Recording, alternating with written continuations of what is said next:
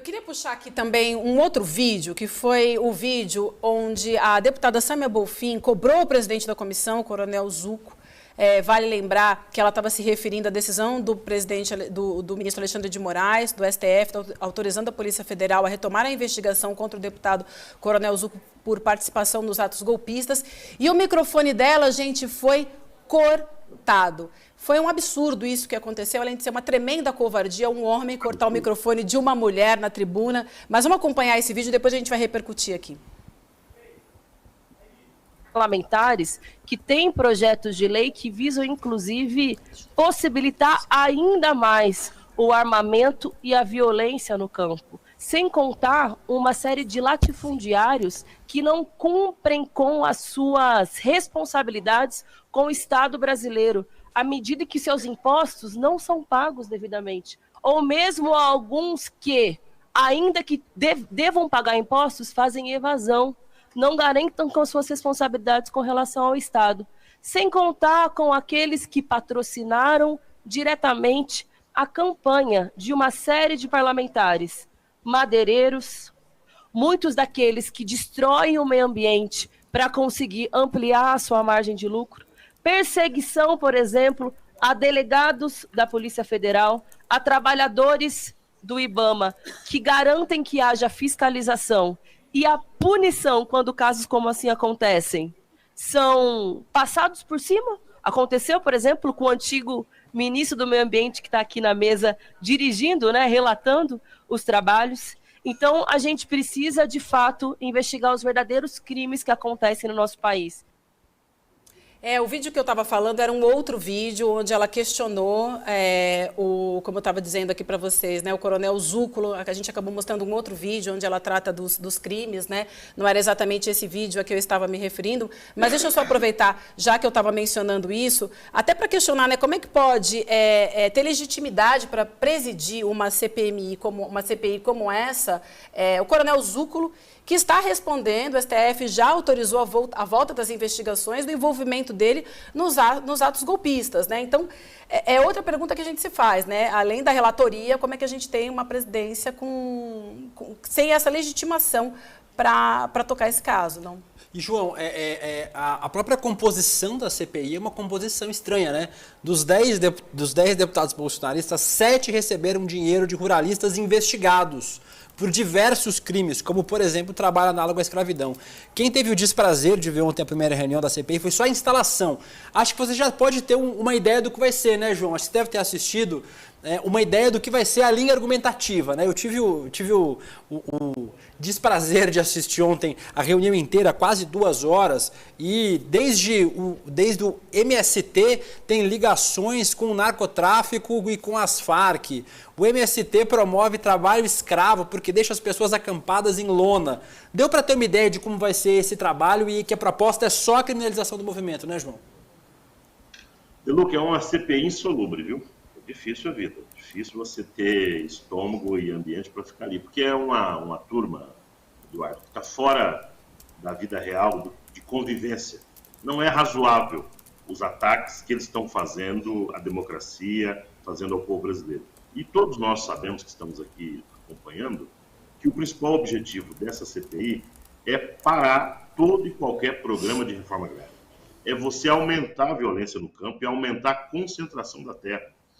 Essa CPI, eu imagino que se tivesse a CPI no período de 1850, quando se construía a primeira lei de terras, nós íamos ter uma coisa muito parecida, muito parecido com essa, que era para que os escravos não tivessem acesso à terra como quando tivesse a sua libertação.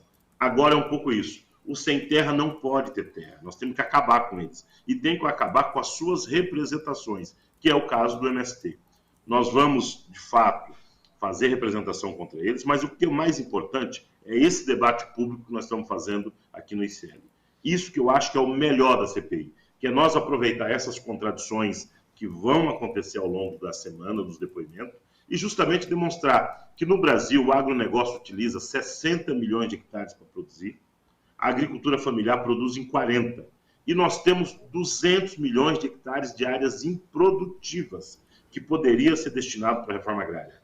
Se o governo Lula conseguir, desse total de 200 milhões, arrecadar 10%, que é 20 milhões, nós resolvemos o problema do conflito agrário no Brasil e vamos aumentar, dobrar a produção de alimentos. É essa conversa que nós queremos. Nós queremos demonstrar que toda a população brasileira, a quantidade de pessoas que vivem abaixo da linha da pobreza, com fome, nenhuma está dentro do assentamento do MST. Nós temos que aproveitar, Eduardo, para mostrar as nossas escolas, mostrar justamente as áreas dos assentamentos têm sido uma referência na educação do campo, a agroecologia. Então, eu acho que essa CPI vai perder quem insistir no discurso do ódio. E nós vamos, junto com a população brasileira e com o Congresso Nacional, enfrentar ela e demonstrar que esse grupo que faz parte dessa CPI não tem legitimidade para questionar a luta do povo sem terra. E é uma pena não ter sido uma CPI do campo. Já que foi fazer a CPI, por que não fez a CPI do campo, ao invés de fazer a CPI do MST? Aliás, eu nunca vi, até hoje, eu nunca vi a CPI de um movimento específico sem ter um motivo. Sem você chegar e falar, é por causa disso. Então, a pergunta é, já que é para fazer, que aí é importante sim, vamos fazer uma comissão parlamentar para a gente poder arguir, poder estudar, poder pesquisar sobre a questão do campo. Maravilhoso. Porque aí quando a gente for fazer a CPI do campo, aí o seu Ricardo Salles, ele vai ter que ir lá e prestar depoimento, ele não vai relatar. Aí a turma que financiou os deputados que estão lá vão ter lá que dar depoimento também. Um livro que eu já li, A Questão Agrária no Brasil, o Umbelino Oliveira, professor, diz que no mínimo 50% das terras do Brasil tem origem do título ilegal, irregular. A grilagem no Brasil é monstruosa e é essa grilagem que dá aos donos de terra o poder de definir o Congresso que a gente tem. Caio Prado já falava isso, já falei aqui, Caio Prado falava, Darcy Ribeiro fala, todo Celso Furtado, todo mundo. Não dá para entender o Brasil sem entender o conflito no campo. E a gente tinha uma chance de poder desmascarar, desnudar, desvendar o conflito no campo. Estamos perdendo essa chance. Estamos perdendo essa chance. E aproveitando, Eduardo, me permite só um minuto. Eu acho que o objetivo principal dessa CPI é discutir terra, viu? Discutir terra no sentido deles aumentar a sua capacidade de grilagem, que foi parada agora com a eleição do presidente Lula. Se acerta em cheio. O Brasil montou a sua estrutura da República a partir de fazendas, de latifúndios. Isso, eles querem continuar isso. Esse é o debate que está colocado. Mas quanto de terra eles precisam para continuar com o seu poder político e econômico do Congresso Nacional?